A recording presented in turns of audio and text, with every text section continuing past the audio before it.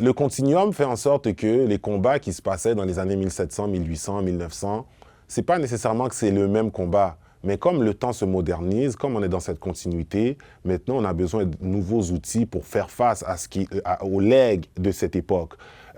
Ici au Canada, l'abolition de l'esclavage, on a été parmi les premiers endroits en Amérique du Nord à vraiment abolir l'esclavage de manière officieuse. Et puis je dis de manière officieuse parce qu'avant que l'esclavage soit officiellement aboli, il y avait déjà un mouvement contre justement l'achat de personnes esclavagisées, etc. Et donc à Montréal, on voit des cellules activistes qui datent depuis les époques des années 1790, 1800, 1820, 1830, etc.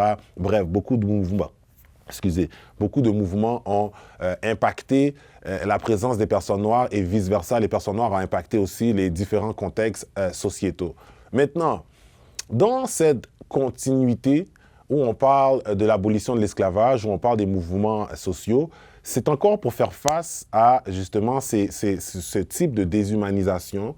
Et donc, ça fait en sorte que pour contrer cette déshumanisation qui existait jadis, les personnes noires à Montréal ont mis sur pied des institutions. Et je pense que c'est très important à comprendre que beaucoup d'institutions aujourd'hui qu'on voit à Montréal, ou plusieurs ou quelques institutions qui sont centenaires ou plus que 100 ans, ont été mis sur pied pour continuer d'exister dans le contexte global où est-ce que, soit, encore une fois, et je reviens beaucoup sur le mot déshumanisation parce que la déshumanisation, c'est quelque chose, c'est plus simple qu'on pense. Hein. Je veux dire, empêcher quelqu'un d'entrer dans une pièce où on dit tout le monde a accès, c'est une forme de déshumanisation.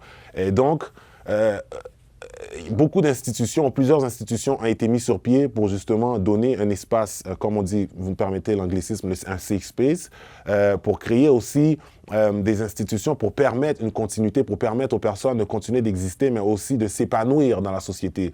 Et donc, lorsqu'on regarde l'impact de la colonisation, on regarde les mouvements activistes des années 1830, on regarde les premières institutions au début du 20e siècle, on regarde tous les mouvements activistes, on regarde Sir George, on regarde AKX dans les années 80-90, on comprend que dans cette continuité, la quête de vouloir exister, la quête de vouloir être en contrôle de son identité, la quête de vouloir être en contrôle de qui on est, mais ça a fait en sorte que les personnes se donnent le droit ou les personnes se mettent ensemble pour justement créer des espaces où les enfants, les liens intergénérationnels peuvent se créer et que cette continuité nous permet d'aller chercher une humanisation qui justement jadis avait été prise de différentes façons.